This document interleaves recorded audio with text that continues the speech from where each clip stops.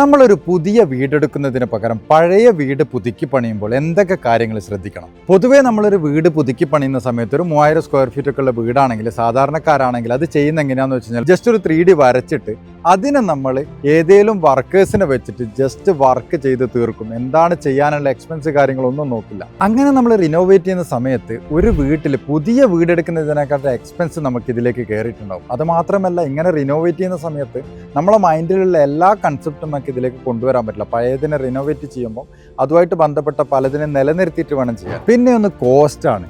ഒരു കോടി രൂപയുടെ വീടാണ് നിങ്ങൾ പ്ലാൻ ചെയ്യുന്നുണ്ടെങ്കിൽ ഇത് റിനോവേറ്റ് ചെയ്തെടുക്കാൻ നിങ്ങൾക്കൊരു 50 ലക്ഷത്തിൽ താഴെയുള്ള എമൗണ്ടാണ് വരുന്നുണ്ടെങ്കിൽ നിങ്ങൾക്കത് കണ്ടിന്യൂ ചെയ്യും. അതല്ല, പ്രൊജക്റ്റിൻ്റെ 50% കൂടുതലാണ് എക്സ്പെൻസ് നിങ്ങൾക്ക് വരുന്നുണ്ടെങ്കിൽ ഒന്നുകൂടി റീതിങ്ക് ചെയ്യാം. അങ്ങനെ നോക്കുകയാണെങ്കിൽ നമുക്ക് പഴയത് ബിൽഡ് ചെയ്യുന്നതിനെക്കാട്ടും നല്ലത് പുതിയ ഒരു വീട് നമ്മളെ ആഗ്രഹത്തിൽ നമ്മളെ രീതിയിൽ നമുക്ക് ഡെവലപ്പ് ചെയ്യുന്നതായിരിക്കും. പിന്നെ മറ്റുള്ളൊരു പ്രധാന കാര്യം, നമ്മൾ വീടൊക്കെ റിനോവേറ്റ് ചെയ്യുമ്പോൾ മുനിസിപ്പാലിറ്റി പെർമിഷനും കാര്യങ്ങളൊന്നും എടുക്കാതെ നമ്മൾ ഐഡിയയിൽ ചെറിയ രീതിയിൽ എക്സ്റ്റൻഷനും കാര്യങ്ങളൊക്കെ ചെയ്ത് മുന്നോട്ട് പോകാറാണ് പറ്റും. ഒരിക്കലും അത് ചെയ്യാൻ പാടില്ല. നമ്മൾ മുനിസിപ്പാലിറ്റി അല്ലെങ്കിൽ പഞ്ചായത്തിൽ പ്ലാന് കാര്യങ്ങളൊക്കെ സബ്മിറ്റ് ചെയ്ത് പെർമിഷൻ വാങ്ങിച്ചിട്ട് മാത്രമേ നമ്മളിത് ചെയ്യാൻ പാടുള്ളൂ. അതല്ലാതെ നിങ്ങൾ ചെയ്യുകയാണെങ്കിൽ ഒരിക്കലും നമ്മൾ ഇൻഷുർ പോലുള്ള കാര്യങ്ങൾ ക്ലെയിം ചെയ്യാൻ പറ്റില്ല. ഫ്ലഡോ തീപിടുത്തോ എന്തെങ്കിലും ഇൻ കേസ് സംഭവിക്കുകയാണെങ്കിൽ ഒരിക്കലും നമുക്കത് ക്ലെയിം ചെയ്യാൻ വേണ്ടി പറ്റില്ല. ഇങ്ങനെയുള്ള കുറേ പ്രശ്നങ്ങൾ ഇതിൻ്റെ പിന്നിലുണ്ട്. അതുകൊണ്ട് തന്നെ എപ്പോഴും നമ്മൾ നിയമപരമായിട്ടുള്ള പേപ്പേഴ്സ് കാര്യങ്ങളൊക്കെ ക്ലിയർ ആക്കിയിട്ട് മാത്രം നമ്മൾ വർക്ക് ചെയ്യാം. പിന്നെ ഒന്ന് അതുപോലെ തന്നെ വീട്ടിൽ ഉപയോഗിച്ചിട്ടുള്ള വയറിംഗ്, പ്ലംബിങ് തുടങ്ങിയ സാധനങ്ങൾ നമ്മൾ റീപ്ലേസ് ചെയ്യുക. അതായത്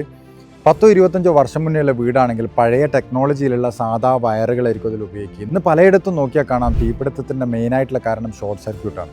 അതുകൊണ്ട് തന്നെ പഴയ ക്വാളിറ്റിയിൽ ഇന്ന് വരുന്ന പുതിയ ടെക്നോളജിയിലുള്ള പുതിയ വയറുകൾ നമ്മൾ ഉപയോഗിക്കും. RR കേബിളിൽ നോക്കുകയാണെങ്കിൽ 3 സീരീസിൽ അവൈലബിൾ ആണ്. ഫയറെക്സ് LS0H EBXL സൂപ്പർഎക്സ് ഗ്രീൻ സീരീസിൽ HRFR വയർ, അതുപോലെ തന്നെ ഫ്ലെയിമെക്സ് സീരീസിൽ HRFR സീരീസിലുള്ള കേബിളുകൾ. ഫയറെക്സ് LS0H EBXL 900 ഡിഗ്രി വരെ ചൂടിനെ സഹിക്കും. അതുപോലെ തന്നെ പുകയും വിഷപ്പുകയും ഉണ്ടാവും. പിന്നെ ഉള്ളത് സൂപ്പർഎക്സ് ഗ്രീൻ സീരീസിൽ HRFR വയറുകളാണ്. ചൂടിനെയും തീനെയും ചെറുക്കുന്നുള്ള ഒരു ഇതാണ് കമ്പനി പറയുന്നത്. ഫ്ലെയിമെക്സ് എന്ന് പറയുന്നത് HRFR സീരീസിലുള്ള വയറുകളാണ്.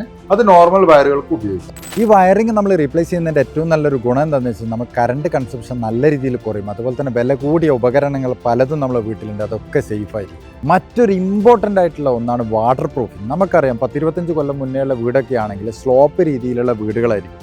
റൂഫൊക്കെ ഓടിട്ടതും അല്ലെങ്കിൽ സ്ലോപ്പ് രീതിയിൽ വാർത്തതൊക്കെ ആയിരിക്കും. ഇന്ന് നമ്മളത് കണ്ടംപററി സ്റ്റൈലിലേക്കുള്ള വീട്ടിലേക്ക് വരികയാണെങ്കിൽ വാട്ടർ പ്രൂഫിൻ്റെ ഇഷ്യൂസ് നല്ല രീതിയിൽ വരും. നമുക്ക് ഒരുപാട് സൈറ്റുകളിൽ കാണാം. അത് നമ്മൾ ക്ലിയർ ചെയ്യാൻ വേണ്ടിയിട്ട് ആർക്കിടെക്റ്റിൻ്റെ കീഴിൽ, എഞ്ചിനീയറുടെ കീഴിൽ നല്ലൊരു പ്ലാൻ ഉണ്ടാക്കണം. വാട്ടർ പ്രൂഫിങ് എങ്ങനെ വേണം, അതുപോലെ തന്നെ റെയിൻ വാട്ടർ എങ്ങനെ നമുക്ക് താഴേക്ക് കൊടുക്കണം, അത് ചുമരിലേക്ക് വരാതെ അല്ലെങ്കിൽ വേറെ രീതിയിലേക്ക് പോവാതെ എങ്ങനെ നമ്മളിത് ചെയ്യാൻ പറ്റും എന്നുള്ള രീതിയിൽ നല്ലൊരു കൺസൾട്ടേഷൻ എടുത്ത് നല്ലൊരു വാട്ടർ പ്രൂഫിങ് എക്സ്പേർട്ടിനെ കൊണ്ട് നമുക്ക് ഈ ഒരു കംപ്ലയിൻറ്റ് ക്ലിയർ ചെയ്തിട്ട് നമുക്ക് ഈ പ്രൊജക്റ്റായിട്ട് മുന്നോട്ട് പോകാൻ പാടും. അല്ലെങ്കിൽ നമ്മൾ ചെയ്ത വർക്കിനൊക്കെയും പെട്ടെന്ന് തന്നെ തിരിച്ചിട്ട് കംപ്ലൈൻറ്റ് വരാനുള്ള എല്ലാ സാധ്യതയും ഇതിൽ കൂടുതലാണ്. പിന്നെ ഒരു കാര്യമാണ് ആർക്കിടെക്റ്റ്. പൊതുവേ നമ്മൾ ഏതെങ്കിലും ഒരു പ്ലാൻ ജസ്റ്റ് ഒന്ന് വരച്ച് ചെയ്ത് നമ്മളൊരു ഐഡിയയിൽ മുന്നോട്ട് പോകുന്നതിന് പകരം നല്ലൊരു ആർക്കിടെക്റ്റിനെ വെച്ചിട്ട് മാത്രം നമ്മളെ വർക്ക് മുന്നോട്ട് പോകുക. നമുക്കറിയാം ഇന്ന് ആർക്കിടെക്റ്റ് നല്ല എക്സ്പെൻസീവ് ആയിരിക്കും ചില സമയങ്ങളിൽ. പക്ഷേ ആ എക്സ്പെൻസിൻ്റെ 4 ഇരട്ടി നമ്മൾക്ക് വർക്ക് കോസ്റ്റിൽ നമുക്ക് ലാഭിക്കാൻ വേണ്ടി പറ്റും. അതുമാത്രമല്ല, നല്ല ക്വാളിറ്റിയിൽ നമുക്ക് ഈ വർക്കിനെ ഫിനിഷ് ചെയ്യാൻ വേണ്ടി നമുക്ക് പറ്റും. പിന്നെ ഒന്ന് ബാത്റൂമാണ്. നമുക്കറിയാം ഇന്ന് വീട്ടിൽ ഏറ്റവും കൂടുതൽ സ്പെൻഡ് ചെയ്യുന്ന ഒരു ഏരിയയാണ് ബാത്റൂമും കിച്ചണും. ഇപ്പം മുന്നത്തെ ഒരു ബാത്റൂമൊക്കെ നോക്കുകയാണെങ്കിൽ വളരെ ചെറിയ സ്പേസ് ആയിരിക്കും. ആ സ്പേസിനെ നമ്മൾ നല്ല രീതിയിൽ യൂട്ടിലൈസ് ചെയ്യുമ്പോൾ ആർക്കിടെക്റ്റിൻ്റെ പ്ലാൻ നമുക്ക് നല്ല രീതിയിൽ ഉപകരിക്കും.